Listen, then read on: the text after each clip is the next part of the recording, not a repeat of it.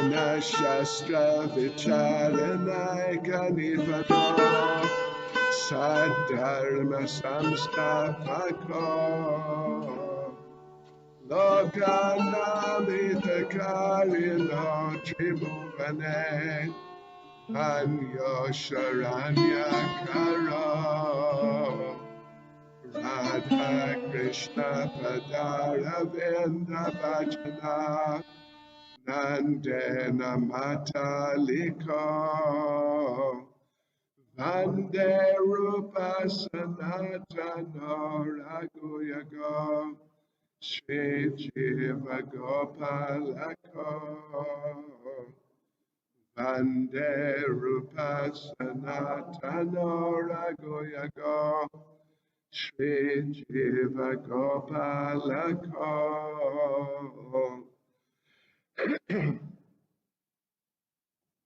It's stormy outside, so you may hear some noise from the wind blowing. So here's the translation. I offer my respectful obeisances unto the six Goswamis, namely Sri Sanatan Goswami, Sri Rupa Goswami, Sri Raghunath Bhatta Goswami, Sri Raghunath Das Goswami, Sri Jiva Goswami, and Sri Gopal Bhatta Goswami, who are very expert in scrutinizingly studying all the revealed scriptures with the aim of establishing eternal religious principles for the benefit of all human beings. Thus, they're honored all over the three worlds, and they're worth taking shelter of because they're absorbed in the mood of the gopis and are engaged in the transcendental loving service of Radha and Krishna. Namah Vishnupadaya Krishna Presta Bhutale Srimati Bhaktivedanta Swaminiti Namane Namaste Saraswati Deve Gauravani Pracharane Nirvishesha Shunyavadi Paschitya Deshatarane Sri Krishna Chaitanya Prabhu Nityananda Sri Advaita Gadadha Shivasadi Gaura Bhakta Vrinda Hare Krishna, Krishna Krishna, Hare Hare, Hare Rama, Rama Rama, Hare Hare. Vanchakalpatarubhyascha kripa sindhubhya evacha patitanam pavanebhyo vaishnavebhyo namo namaha. Vaishnavebhyo namo namaha. Yes, so Hare Krishna devotees, and now we go on to Chapter 14, Devotional Qualifications, which you can note is the last chapter of the section on Vaidhi Sadhana Bhakti, the practice of devotional service according to rules and regulations given by the spiritual master and given by scripture. Yes, so that section began in chapter 6, and here it is now concluding in chapter 14. So, as of course you would be well aware if you've been following the seminar, we went through all the angas, the different limbs of devotional service, particularly of Vaidhi Sadhana Bhakti.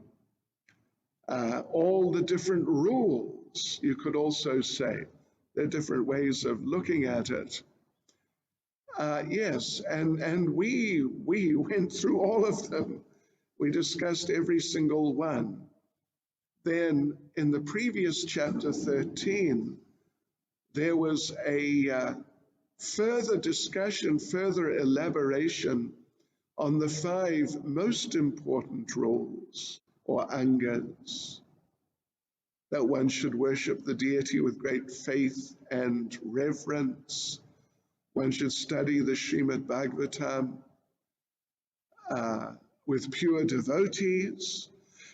One should associate with devotees who have the same, who are more advanced than you, but they have the same tastes in devotional service. Basically means they're in the same line of the parampara as you.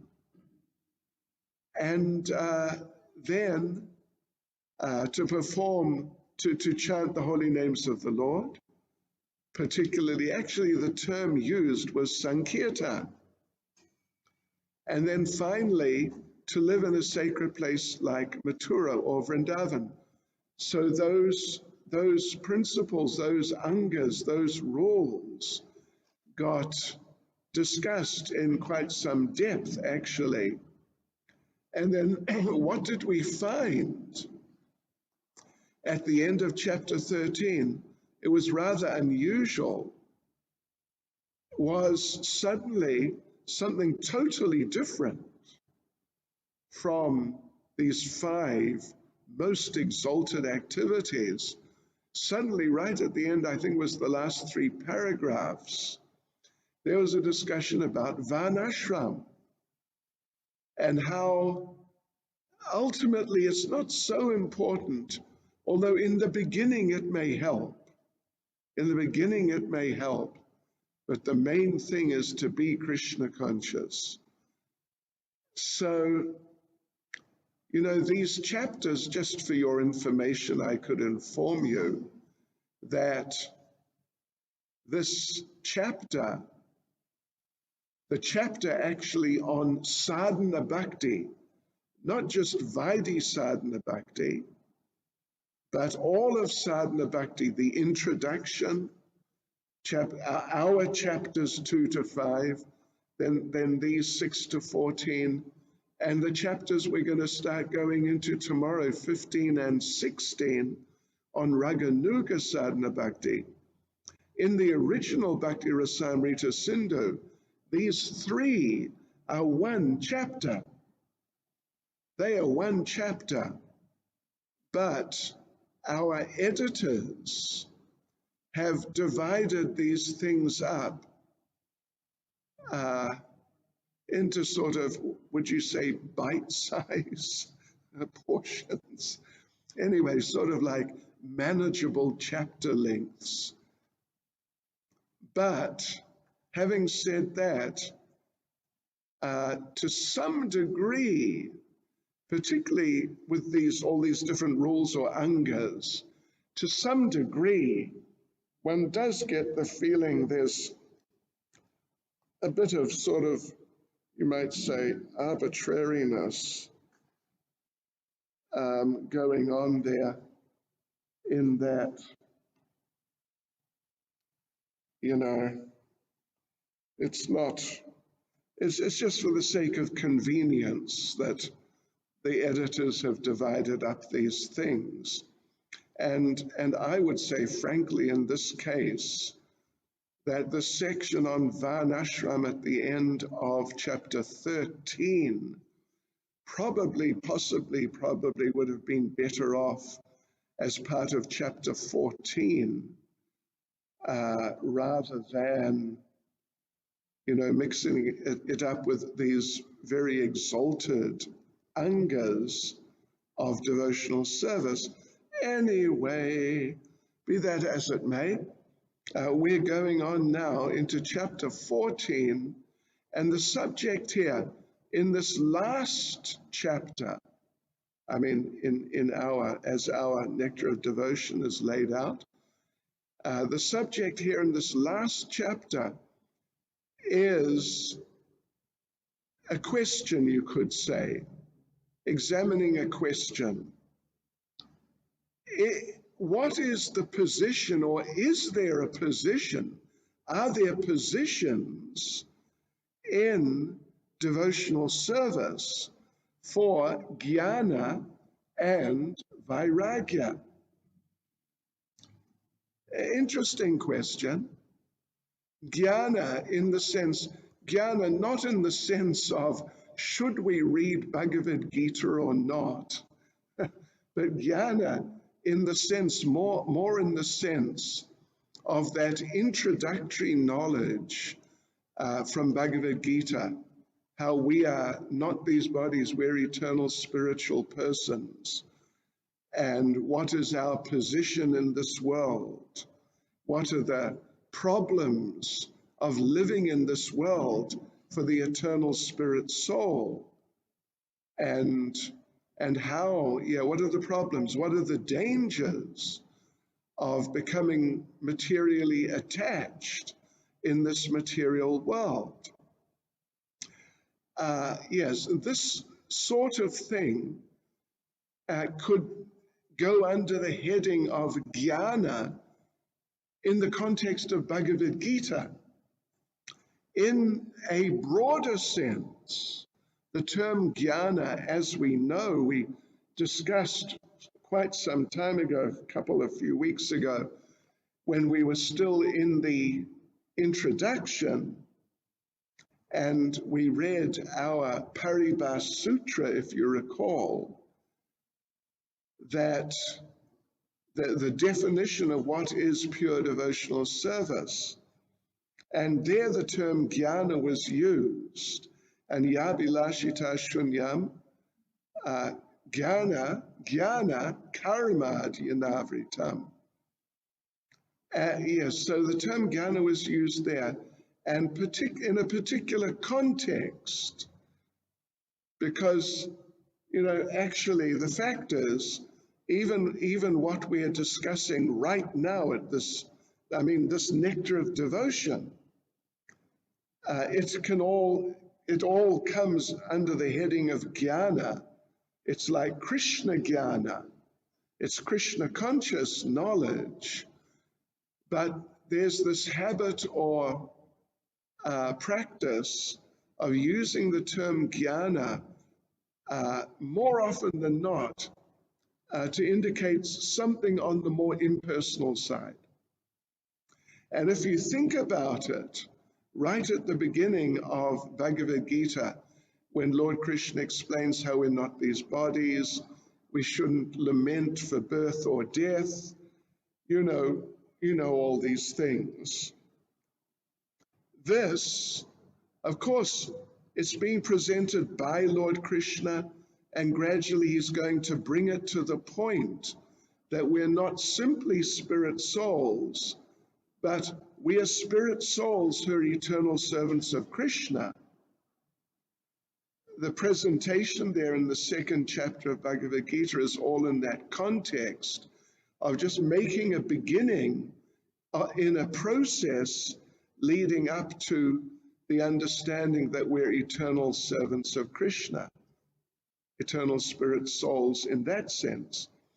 But otherwise, that knowledge can be taken in impersonal ways. The knowledge from the second chapter of Bhagavad Gita. And indeed, there are many translators and commentators on Bhagavad Gita who do exactly that. Even, you might, I don't know if you'd be surprised to know, but maybe you would. There are some people, famous in India, who translate and comment on Bhagavad Gita only up to the 6th chapter. They don't go beyond. And those 6 chapters, they take in very impersonal ways. So these are the questions, or this is the question. Is there a place for jnana? Some sort of very basic spiritual knowledge, just of the soul distinct from matter. Is there a place in Krishna consciousness for that? And is there a place in Krishna consciousness just for renunciation in and of itself? Just give up this world and that's it. Nothing more than that. In terms of the meaning of your renunciation, or the sort of the purport, the result, what you may be trying to achieve. So is there a place in Krishna consciousness for this jnana kind of impersonal knowledge, basically just of the soul, and vairagya, just simple renunciation. So this is what we're going to discuss this evening before we go on tomorrow night into Raganuga Sadhana Bhakti, which is, sure, really on a much higher level and quite a stimulating subject matter. All right, so let's go through, as usual, paragraph by paragraph. The idea is to go through the whole chapter this evening. Right, so we go into chapter 1, and what do we see? Srila Prabhupada makes the point that some scholars, means he's referring to the type of people I mentioned, people who translate Bhagavad Gita and do commentaries, that sort of person. Some scholars say that jnana and vairagya are important for elevating oneself to devotional service. But Srila Prabhupada, very quickly, in the second sentence of the whole chapter, he basically dismisses this idea. But actually, that is not a fact. Yeah. Now, but then he qualifies that. And this is a very important point for us who are studying Nectar of Devotion and just in Krishna consciousness in general. Having said that actually it's not a fact that knowledge, jnana, and renunciation are important factors for elevating oneself to devotional service. Prabhupada says, actually, that cultivation of that knowledge and renunciation, they are favorable for achieving a footing in devotional service, just in the very beginning. But when you get beyond the very beginning, then they become irrelevant. And as we'll go through, Prabhupada's going to discuss at some length, and ultimately they become anartha, actually. They become undesirable. They become like obstacles in the cultivation of actual Krishna consciousness. So Prabhupada, he's sort of summing things up in this first chapter. So he says they may be, first paragraph, they may be accepted in the beginning, but ultimately they may also come to be rejected, for devotional service is dependent on nothing other than the sentiment or desire for such service. It requires nothing more than sincerity, really. So the point is, it may help in the beginning. I mean, these two things may help. But once you get beyond the beginning, and even they may not help in the beginning also, but at most, if they do help in the beginning, once you get beyond the beginning, then they don't help. Or as we mentioned, they may even become anartha. They may become obstacles. Yeah. So Prabhupada says, devotional service is dependent on nothing other than the sentiment. You know, when Prabhupada's using the term sentiment, he's not meaning just some sort of, you know, cheap emotional type of feeling. But, you know, he's referring to something much deeper than that. Yeah. All right, so there we have the basic summary. This is what is going to be discussed now in this chapter in different ways. So let's go in. Paragraph 2. Now, jnana and renunciation. Now, jnana and vairagya, Prabhupada now translates them as mental speculation and artificial austerity. in the beginning of Bhagavad Gita, where Lord Krishna tells us we're not these bodies and explains in different ways a few implications of that. That's not mental speculation. But anyway, you got to be careful with mental speculation. And artificial austerities, following our four regulative principles, is not artificial austerity. It is vairagya. It is vairagya. So we do jnana in the sense of as like the idea that we're not this body and the different perspectives on that subject.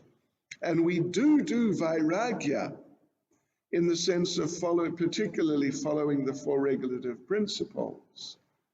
And we all know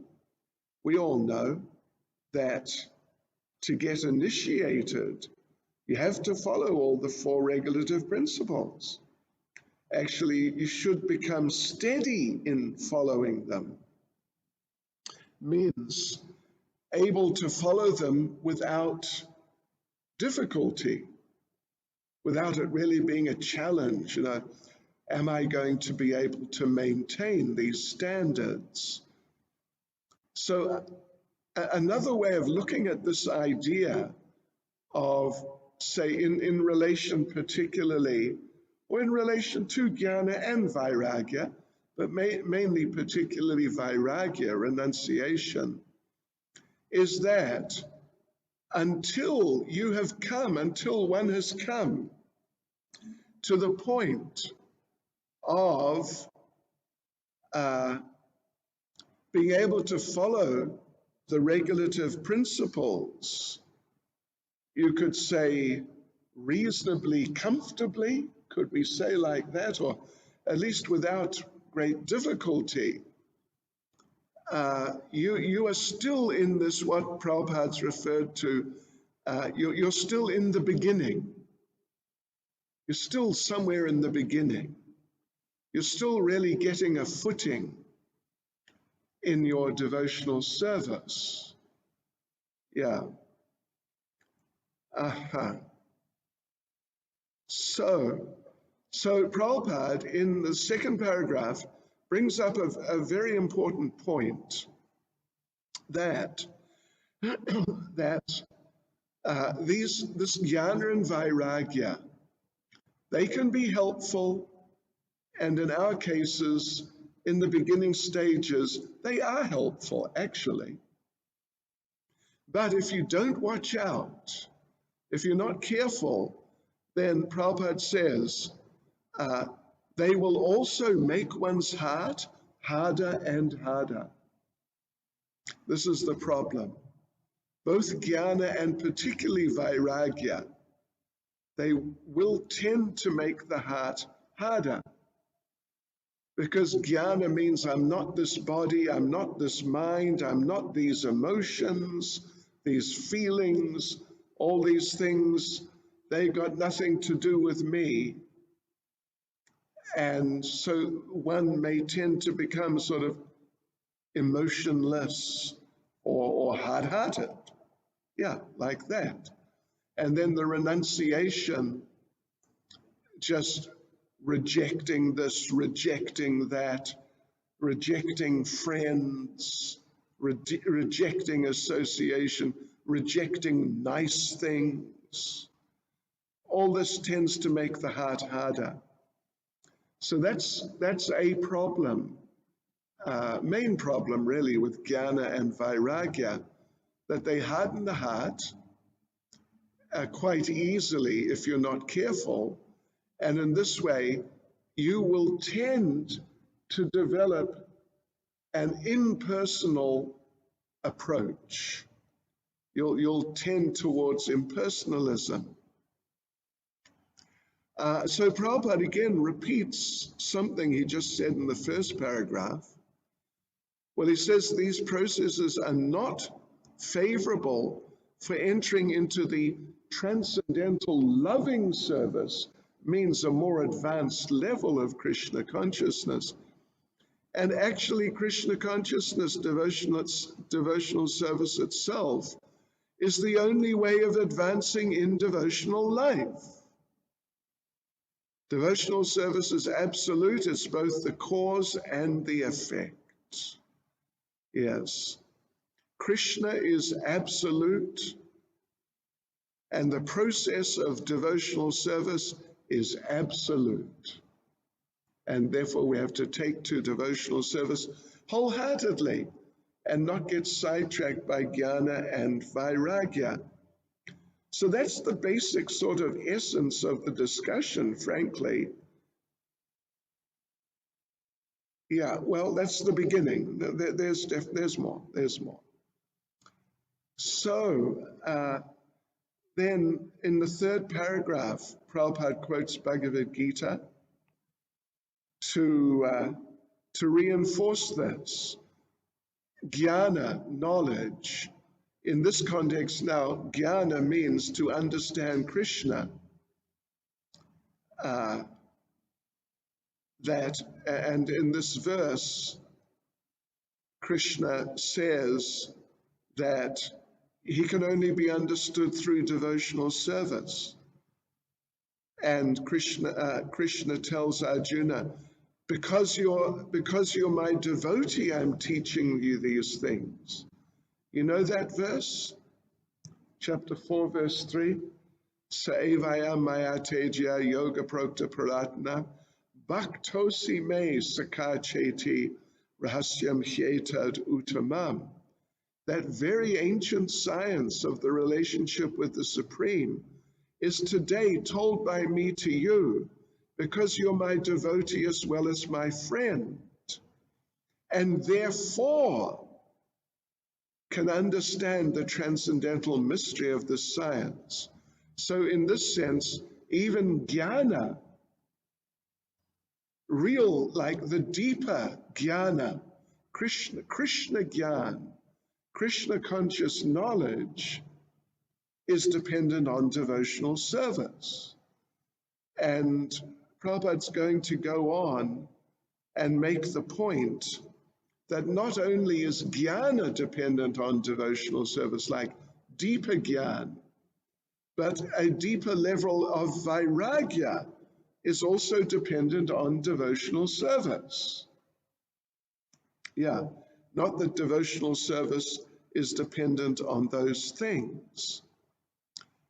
So let's go on. In the fourth paragraph, the 11th canto is quoted, Krishna's telling Arjuna that, Uddhava, for people who are seriously engaged in my service, the cultivation of jnana and vairagya are not very favorable. When someone becomes my devotee, he automatically attains the fruits of renunciation and gets knowledge. Yeah.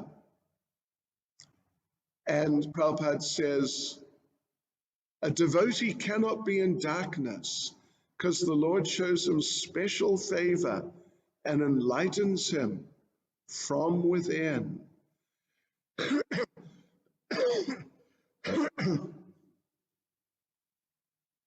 In the fifth paragraph, it's the same point, basically. I mean, it is the same point. It's actually a very nice verse. Let's just read this verse here from the fifth paragraph. My dear friend, well, it's also Krishna speaking to Uddhava. My dear friend, the profits derived from fruitive activities, austerities, the culture of philosophical knowledge, renunciation, the practice of mystic yoga, charity, and all similar auspicious activities are automatically achieved by my devotees. They have everything at their disposal, although they know they desire nothing other than devotional service.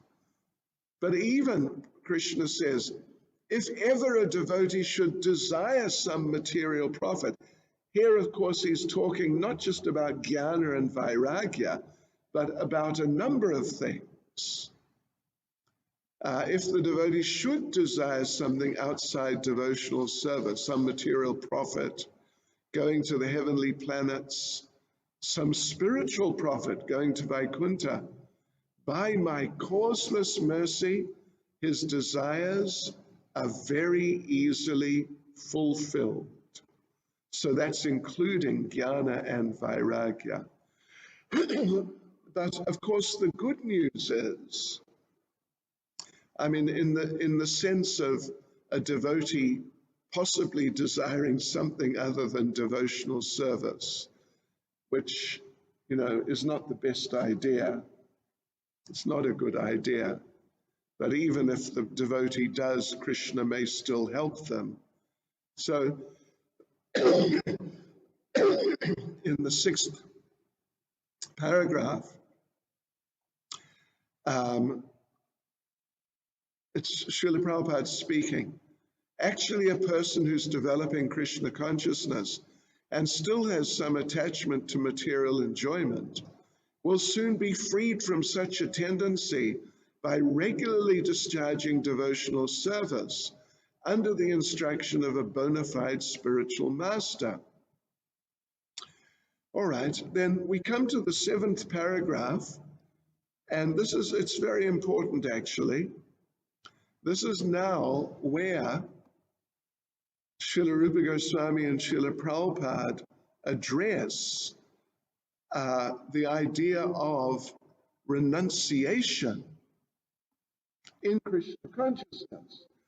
Jnana, knowledge in a Krishna conscious sense, gyan in a Krishna conscious sense, has already been addressed to some degree from Bhagavad Gita and in these verses spoken from the 11th chapter. But this 7th paragraph is now the paraphrasing of a very important verse written by Srila Rupa Goswami, which appears in Bhakti Rasamrita Sindhu. Anasaktasya vishayan yatarham upayunjata nirbandha Krishna sambandhe yuktam vairagyam uchyate, which, anyway, the direct translation is, when one is not attached to anything, but at the same time accepts everything in relation to Krishna, one is rightly situated above possessiveness or above being materially attached. So this is Krishna conscious detachment. This is Krishna conscious renunciation. This is Krishna conscious vairagya. Yes, that one simply accepts that everything belongs to Krishna, which is true. It's just a matter of accepting reality, and then at least any decent person, just even in ordinary material life, at least any decent person, if they see something which is not their property, then they don't get into it like, oh, I should try and get that. If there's a car parked, there are cars parked all over, and you happen to walk past one car, which is not your car, then generally people don't start thinking that I want to get it, so I should steal it. They know it's somebody else's, so at least generally any decent person doesn't even think. It doesn't occur to them that I should try to take that car. So similarly, everything belongs to Krishna, and a devotee who understands that clearly will just in a very natural way not be attached to the different objects of this world for his or her personal sense gratification, because it belongs to Krishna. It's Krishna's. So this is actually a definition. It's a really important verse. It's a definition of Krishna conscious renunciation or Krishna conscious austerity. That it's not really renunciation. It's not really austerity. It's just recognizing the fact that everything belongs to Krishna. Yes. So, okay. And Prabhupada makes some points then. For example, so eating is necessary, and people want to eat something nice. So therefore, for the satisfaction of Krishna, not for our satisfaction, we prepare something nice and offer it to Krishna. And then we can take the remnants. Yeah, but our idea, the idea there is that when the devotee is cooking, the devotee is thinking, this is for Krishna, and not, it's for me, but I just have to offer it to Krishna as a formality. No, it is for Krishna, it is Krishna's, and by his mercy I may get a little of his remnants at the end. All right, so there's a special question here for those doing Bhakti Shastri.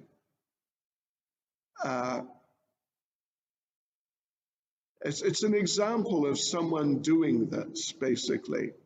You can note down if you're doing Bhakti Shastri, the verse references. There's 2 verses. They're both Chaitanya Charitamrita Adi Leela, chapter 13, both verses, Adi Leela, chapter 13, and they're verses 67 and 70. 67 and 70. And the translation is, and you're meant to learn, sort of memorize something from this, but Sri Advaita Acharya Prabhu felt pained to see all the people without Krishna consciousness simply merging in material sense enjoyment. Advaita Acharya Prabhu, promising to cause Lord Krishna to descend, began to worship the Supreme Personality of Godhead Krishna with tulsi leaves and water of the Ganges. So he offered it to Krishna. So the question is, how did Advaita Acharya worship Krishna? What did he do? What did he offer?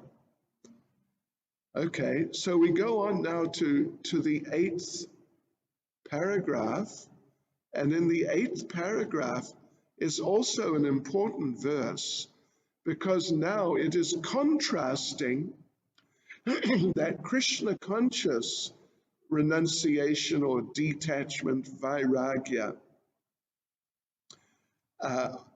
contrasting that with just sort of regular materialistic detachment or even impersonal type of detachment. So Prabhupada says the impersonalists who try to avoid everything material, they may undergo severe austerities.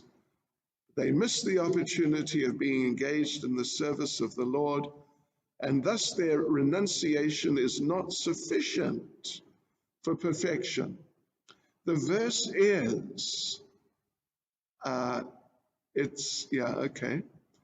Prapanchi kataya buddhya hari sambandhi vastuna mumukshabi parityago vairagyam falgu katyate. And it's like the next verse after the one about Krishna conscious renunciation. Here's the translation. On the other hand, one who rejects everything without knowledge of its relationship to Krishna is not as complete in his renunciation. This is the point here. Both the devotee and this impersonalist, or whatever he is, materialistic renunciate, both of them are renouncing. But the devotee is doing it in such a natural way, it's effortless, just by recognizing the relationship everything has with Krishna. So anyway, actually Prabhupada goes on in paragraphs 9 and 10. Paragraphs 9 and 10, he talks about these impersonalists and people like that, materialistic renunciates, or mainly impersonalists actually, in 9 and 10, that these people, they're trying to renounce, but because they haven't got devotional service, they cannot actually renounce. They may try to fight with their material desires, having a battle with their mind, having a battle with their senses, but they cannot become free. And therefore what happens? Well, what happens to some of them is they just fall back into material life and just become materialistic sense gratifiers and just break principles and all that. But some of them, as Prabhupada explains here in 9 and 10,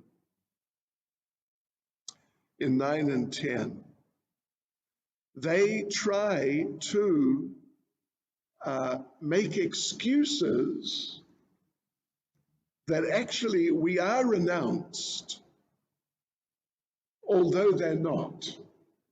They're doing materialistic things. So Prabhupada talks there how they may come down to doing philanthropic activity. Some of them do like that.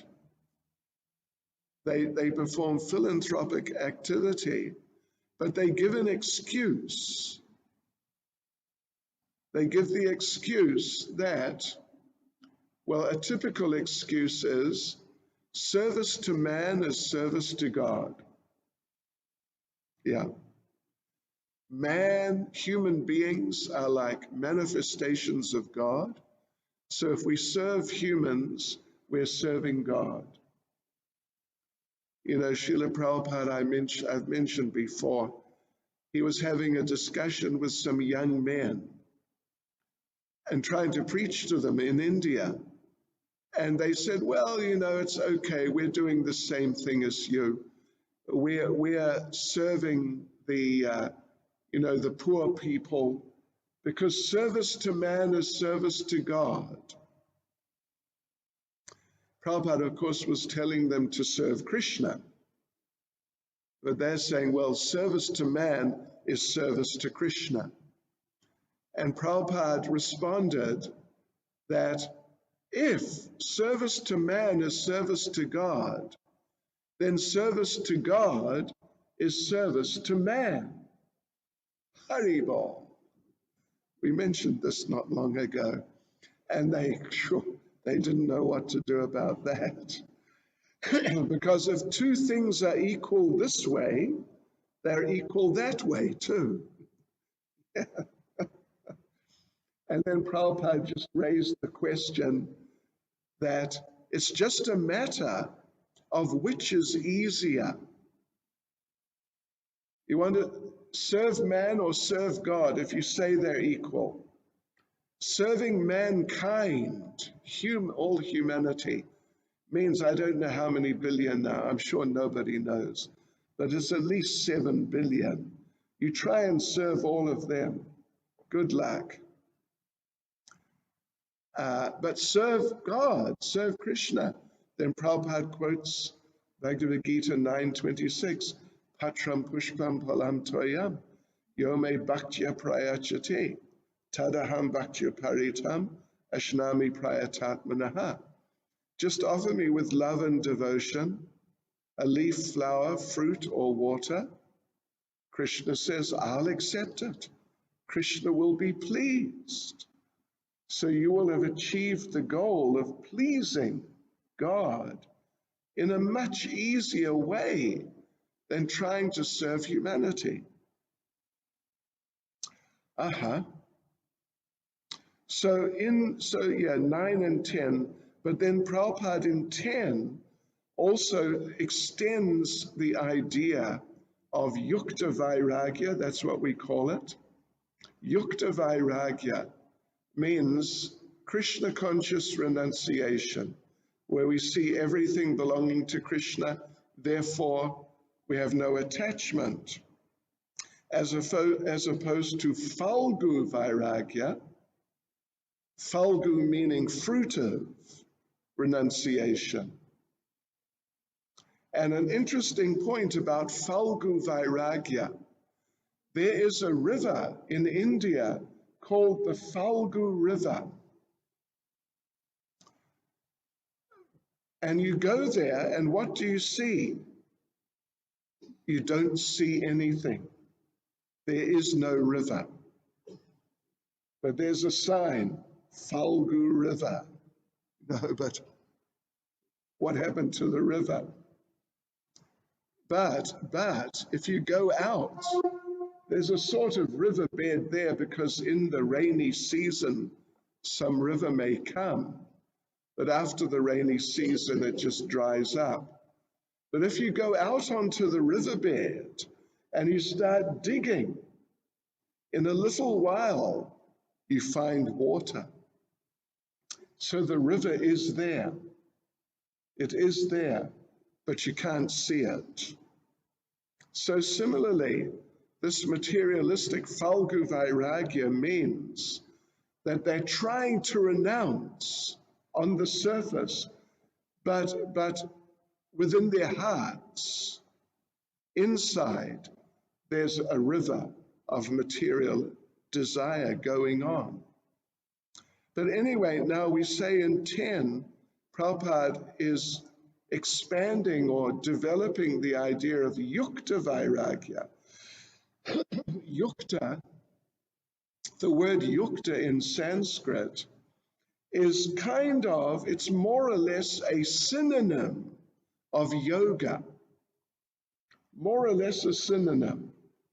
And sometimes Krishna uses yukta in place of the word yoga in Bhagavad Gita. Yeah, they are more or less synonyms. So yukta vairagya then means renunciation through yoga, of course, means linking with Krishna. So renunciation through linking with Krishna. That's what yukta vairagya means. And Prabhupada says here, this is paragraph 10, which incidentally begins, one should not give up anything which can be utilized in the service of the Lord. That is a secret of devotional service. Anything that can be utilized in advancing Krishna consciousness and devotional service should be accepted, like devotees. 2 computers, 2 cameras, a telephone, and we were using another telephone, and this fancy microphone. We're using them. We're definitely using them in devotional service, and they're really helping so much. They're helping hundreds of devotees. All right. And here's a special question, a second special question. It's based on, note this down please, Srimad Bhagavatam 3:29-21. 3, 29:21, which says, anything that can be, oh no, sorry, a devotee should try to understand everything in relationship with Krishna and try to serve everything in that spirit. To serve everything means to engage everything in the service of Krishna. So there will be a question about that. You better be ready or else.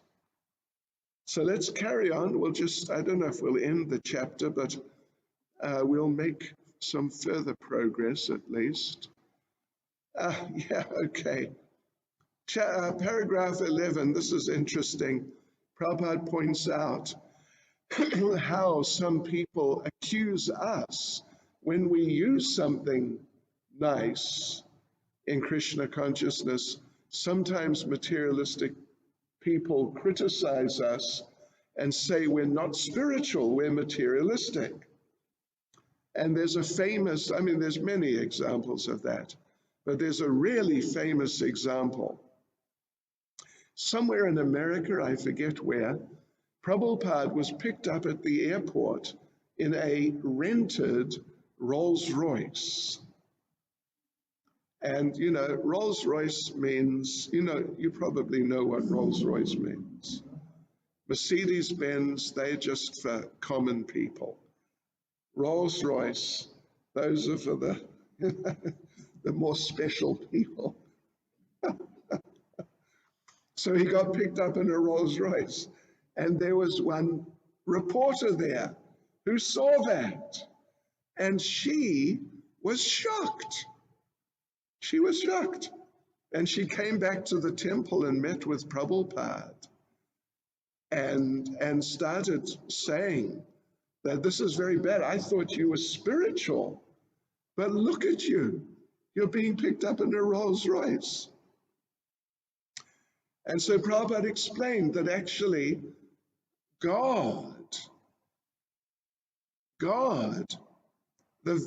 everything belongs to God. So the best should be offered to God. It's only right. And the representative of God should be treated like God. So Prabhupada then said, so you're right. It is not good that they picked me up in a Rolls-Royce because it is just tin.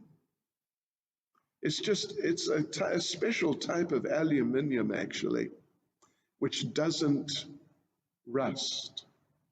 One thing about Rolls-Royces. Yeah.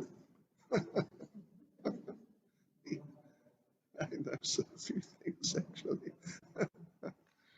So yeah, but Prabhupada said, it's just tin.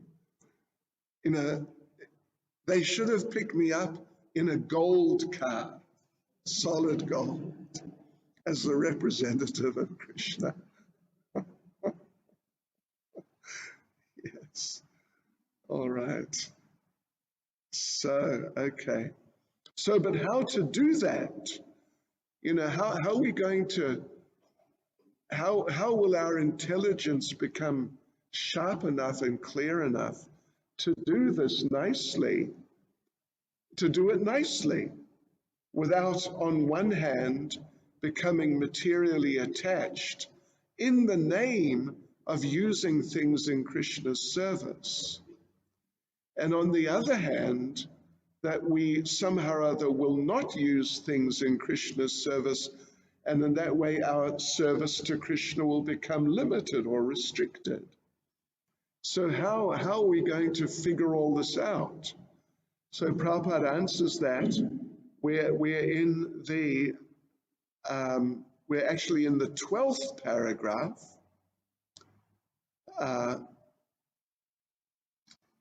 That in the neophyte stage of devotion, one must follow all the principles regulated by the authority of the spiritual master. The acceptance and rejection of things should always be in pursuance of the devotional principles, Not that one can independently manufacture some idea of what should be accepted or rejected. The spiritual master, as the visible manifestation of Krishna, is necessary, therefore, to direct the devotee on behalf of the Supreme Personality of Godhead. I mean, to direct in so many ways, but in this context, to direct in the sense of what to use in Krishna's service and what to not use in Krishna's service. And our dear devotees who make up the questions, they've given us a question here also for you Bhakti Shastris, and they have quoted Bhagavad Gita chapter 4, verse 34, which I hope you already know already, but anyway, Tadvini pranipatena pariprashnena sevaya upadekshyanti te jnanam jnaninas tattvam darshana. Bhagavad Gita 4:34. So write that down, devotees. Bhagavad Gita 4:34. Just try to learn the truth by approaching a spiritual master. Inquire from him submissively and render service unto him. The self-realized souls can impart knowledge unto you because they have seen the truth. So you should remember what is that verse number, okay? Because I think you're going to be asked that. And anyway, we're not going to be able to finish the chapter, but let's just do what? Another paragraph, shall we? Let's see, at least in one more paragraph. And here Prabhupada, this is now paragraph 13, and Prabhupada again does an interesting thing, which he did in the much earlier stages of Nectar of Devotion, when we were dealing with the rules or the angas of not just like irresponsibly initiating people who are not qualified, or trying to read too many books just so you can become a sort of colorful presenter. That Prabhupada warned spiritual masters. And I remember years ago when I first read Nectar of Devotion, I remember reading that and realizing, oh, Prabhupada is warning spiritual masters. But aren't spiritual masters people who give warnings and they don't need to receive warnings? But actually, yeah, here are warnings for spiritual masters. Don't become bewildered by wealth or followers. Prabhupada makes the point that, of course, this will not happen with really bona fide spiritual masters. Shri Shri Radha Radhanath, Shri Giri Govardhan, Shri Chaitanya Mahaprabhu Ki Jai.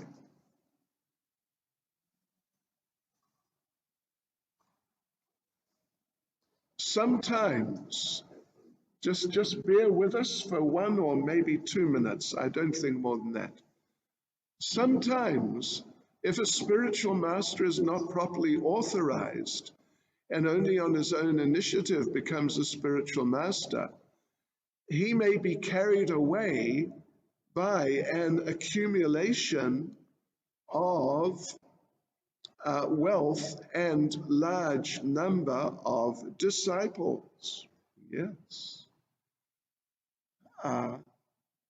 His is not a very high grade of devotional service. If a person is carried away by such achievements, then his devotional service becomes slackened. One should therefore strictly adhere to the principles of devotion, of disciplic succession. Hare Krishna. We will carry on tomorrow. Srila Prabhupada Ki. Hare Krishna.